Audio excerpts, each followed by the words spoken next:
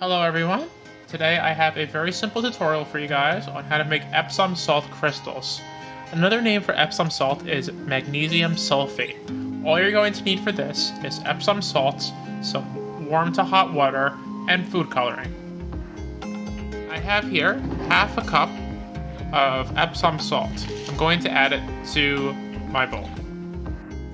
Next, I'm going to add half a cup of water. It should be equal parts water to equal parts Epsom salt.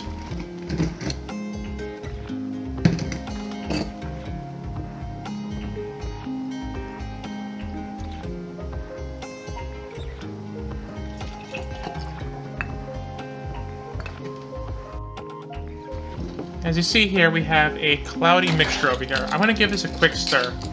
What we want to get is for this to become saturated. Once it's saturated, that means that the liquid cannot absorb any more of the Epsom salts. If there's a little bit of crystals left over at the bottom, that should be fine. But we're going to give this a really big stir.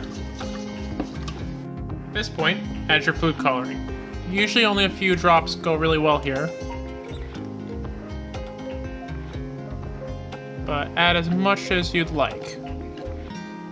The more you add, the more intense the color is going to be, which may or may not be good depending on what you want.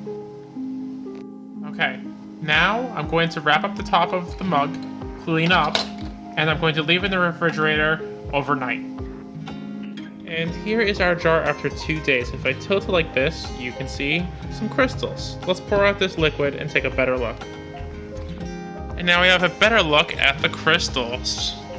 So we have a nice thick layer over here. And here's a scoop of the crystals. They're completely safe to touch. I would recommend eating it, but it is safe to touch, and you could even make multiple colors of these crystals and make some kind of really cool craft with them.